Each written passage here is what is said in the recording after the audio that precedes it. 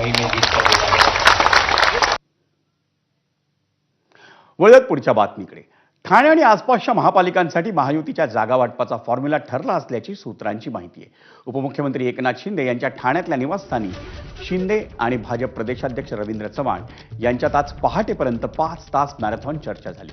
खासदार डॉक्टर श्रीकांत शिंदे, खासदार नरेश मस्के, शिवसेनेचे सरचिटणीस राहुल शेवाळे हे या चर्चेदरम्यान उपस्थित होते आणि त्यामुळे ठाणे आणि कल्याण डोंबिवलीसह मुंबई महानगर क्षेत्रातल्या महापालिकांसाठी भाजप आणि शिंदेंच्या शिवसेनेतील महायुतीची बोलणी ही अंतिम टप्प्यात आल्याचं सांगण्यात येते।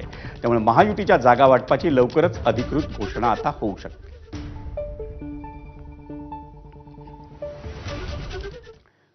दरम्यान ठाणे महापालिकेत महाविकास आघाडी एकत्र लढणार असून त्यांच्यातल्या संभाव्य जागा वाटपाचा फॉर्म्युलाही निश्चित झाल्याची सूत्रांची माहिती आहे। ठाणे महापालिकेतल्या जागा वाटपाचा संभाव्य फॉर्म्युला हा एबीपी माझाच्या हाती आलाय।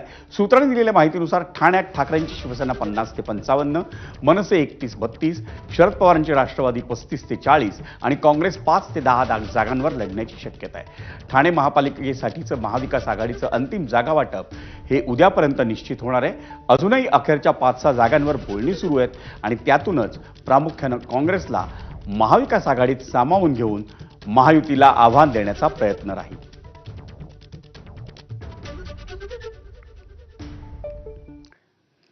मुंबई आणि ठाणे शहरातल्या विविध गुन्ह्यांमध्ये सहभागी